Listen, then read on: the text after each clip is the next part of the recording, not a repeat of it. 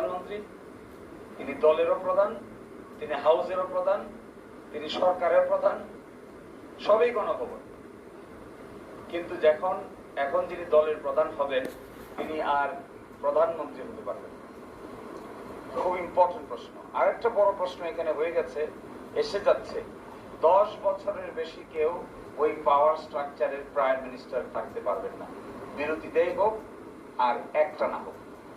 বিরাট পরিবর্তন। একবার চিন্তা করেন, যতই অসুবিধাজনক শাসন আসুক না কেন, যত কঠিন শাসকেরই জন্ম হোক না কেন, 10 বছরের বেশি না, 10 বছর পরে তিনি ইনভ্যালিড হয়ে যাবেন। সাংঘাতিক প্রশ্ন। এটা একবার চোখ খুললেই বাইর হয়ে যাবে। এবার যারা প্রথম ভোট দেবে তারা একজন শাসক দেখেছে, 1 টার্ম, 2 টার্ম, 3 টার্ম, কনজিকিউটিভ 15 বছর।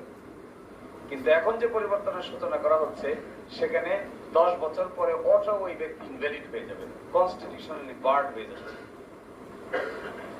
বিরাট স্ট্রাকচারাল ডিজাইন পরিবর্তন হয়ে যাচ্ছে। পার্লামেন্টের 2টা হয়ে যাবে, একটা হয়ে যাবে উচ্চ কক্ষ, একটা হয়ে যাবে নিম্ন কক্ষ। উচ্চ কক্ষ গঠিত হবে, নিম্ন কক্ষের নির্বাচনে যে পার্সেন্টেজ হবে এই পার্সেন্টেজ অনুযায়ী উচ্চ কক্ষ গঠিত হবে। কোন দল যদি 5% পায়, 5%-এর বিনিময়ে তিনি 100 আসনের মধ্যে 5 জন পাবেন। কোন দল যদি 20% পায়, 100 আসনের এগেইনস্টে তিনি 20টা আসন পাবেন। কোন দল যদি 60% পায়, 100 আসনের এগেইনস্টে তিনি 60টা পদ পাবেন উচ্চকক্ষে। তাহলে দেখবেন উচ্চকক্ষে কোন দলের পক্ষেই এককভাবে সংখ্যাগরিষ্ঠতা অর্জন করা সম্ভব হবে না। ধরেন বাংলাদেশে একটা দল এককভাবে কত পার্সেন্ট ভোট পায়? 30, 40, 45, 42, 43, তাহলে 100-র ভিতরে 43 জন পাবে। এর মানে কি দাঁড়াচ্ছে? এটার নাম হবে সিনেট। এখানে প্রস্তাব করেছে এটার নাম হবে সিনেট। নিম্ন কক্ষের নাম হবে সংসদ, উচ্চ কক্ষের নাম হবে সিনেট। তাহলে নিম্ন কক্ষে একটা বিষয় পাশ হয়ে যাওয়ার পরে উচ্চ কক্ষের একজন স্পিকার, ডেপুটি স্পিকার আছে, নিম্ন কক্ষের আরেকজন স্পিকার, ডেপুটি স্পিকার আছে।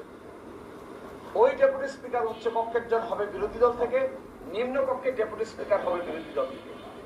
আর্টিকেল 70-এর ব্যাপারে বলছে 2টা ছাড়া বাকি সব নিজস্ব পার্টির বিরুদ্ধে ভোট দিতে পারবে।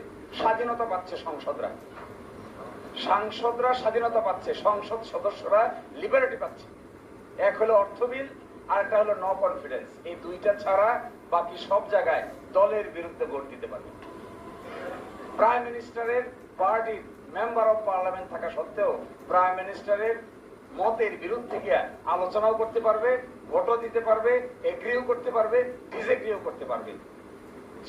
যে আমার